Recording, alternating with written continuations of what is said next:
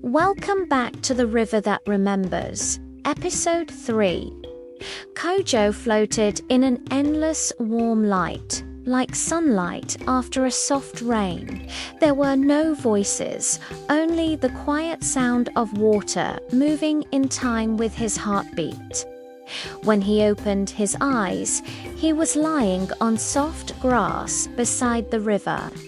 The water was clear again, shimmering under the moon, but everything felt different. The air hummed with a strange energy, and when he touched the ground, he could feel it breathe. "Where am I?" he whispered, his voice small in the vast quiet. A calm, resonant voice answered, between the living and the remembered. He looked up and saw a tall woman made of mist and water. Her hair flowed like gentle waves, and her eyes were as deep as the riverbed. "Who are you?" he asked, a mix of awe and fear in his voice. "I am Adama, the soul of the river," she said gently. "You have returned what was stolen, but the memory of that pain still aches." The river forgives slowly. Kojo sat up, his mind racing. "Then what must I do?"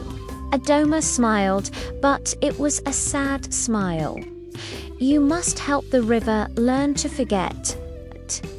"How can water forget?" he asked, confused. "By flowing forward," she replied, "but for the river to flow, something must stay behind." Kojo's heart tightened in his chest. "You mean me?" Adama nodded slowly. "Half of you belongs here now. You played the song of returning. You now carry the memories of all who were lost in the river's sorrow. You are their drum." Kojo touched his chest, feeling the rhythm within. His heartbeat sounded like soft, distant drums.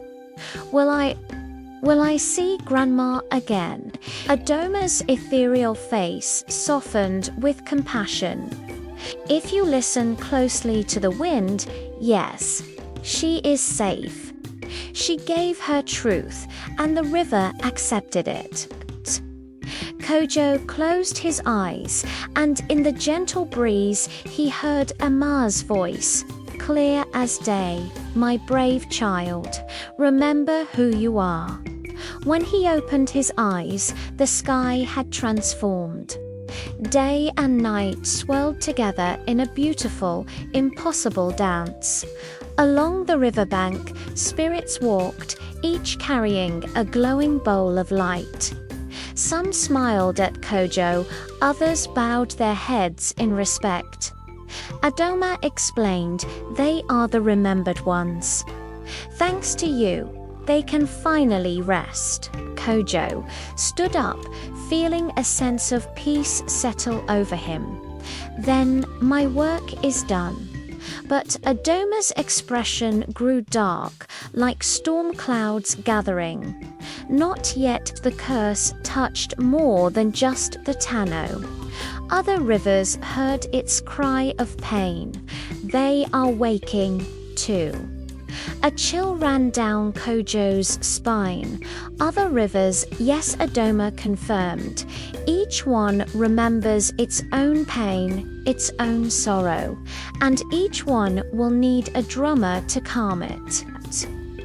Kojo swallowed hard, the weight of her words pressing down on him. "But I'm just a boy." Adama smiled, a flicker of pride in her watery eyes. "Not anymore. You are Kojo the listener, child of rhythm, keeper of memory." As she spoke, the water around him rose, forming a circle.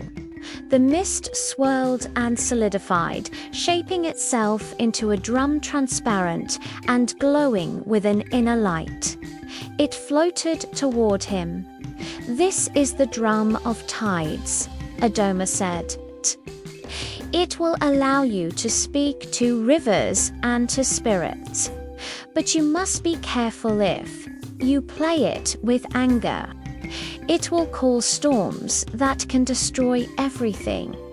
Kojo reached out and touched it carefully. The drum felt alive, pulsing in sync with his own heartbeat. As his fingers brushed its surface, Adoma began to fade. "Go now," her voice echoed. "The rivers of the south are crying. Follow their sound." The world around him blurred, dissolving into a swirl of color and light. When his vision cleared, Kojo found himself standing at the edge of a strange forest he had never seen before. The trees were a shimmering silver, and the air smelled of fresh rain.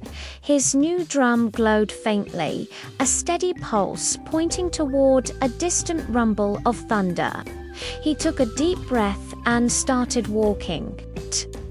With each step, the ground hummed as if the earth itself was responding to his rhythm.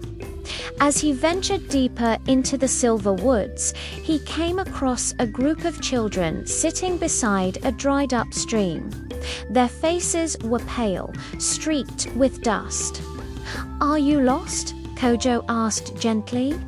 One of the girls shook her head, her eyes wide and sad. "The river left us, it dried up last moon. Now our crops are dying, and the elders say the gods are angry." Kojo knelt beside the parched streambed. The earth was cracked and thirsty. He placed his hand on the ground and closed his eyes, whispering, "I hear you." He began to play the drum of tide's slow, gentle beats, like the first drops of a long-awaited rain. The children watched in silent wonder. At first, nothing happened. Then, the soil beneath his hand trembled. A faint trickle of water bubbled up from the cracked earth, then another and another.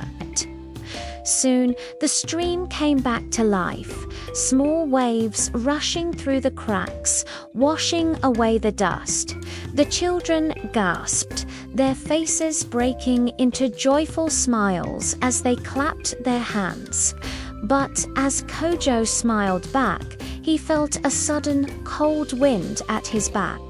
He turned and saw a dark shape rising from the newly formed water. It had no face, only swirling smoke and a deep, hollow voice that seemed to absorb all sound. "You should not wake what is resting," it boomed. Kojo froze for a second, then stood his ground. "Who are you?" "I am Buru, the spirit of drought," it answered. "When the people forgot their promises to the land, I took the rivers away."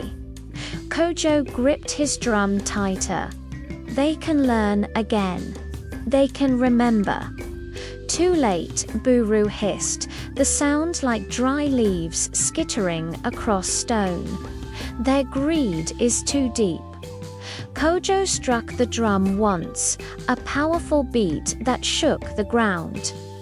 "Then I'll play until they remember," Buru roared in fury, and a fierce wind whipped through the trees. The clear water of the stream turned black and stagnant. Lightning flashed across the sky. But Kojo didn't back down. He played harder, faster, his hands a blur, moving as if they'd known this song his entire life. The drum of tides glowed a brilliant blue, sending waves of pure light through the air. The darkness shuddered, pulling back with a scream that sounded like tearing thunder. When it was gone, the rain began to fall real. Soft rain washing the dust from the land and the fear from the air. The children danced in it, their laughter and songs filling the forest. Kojo smiled, but deep inside, he knew this was only the beginning of a much longer journey. He looked down at his drum. The bright glow had dimmed to a soft hum. "How many rivers still remember pain?" he whispered to himself. A voice drifted on the wind, as clear as a bellet was a bobu. "As many as there are hearts that forget." Kojo lifted his face to the cleansing rain and whispered with a new resolve, "Then I'll keep playing." And as the rain fell, the drum of tides began to hum again, not just with rhythm, but with destiny. The story of Kojo, the river drummer, continues. Thank you for listening. If you've enjoyed this episode, please like, share, and subscribe so you don't miss what happens next. See you in the next chapter.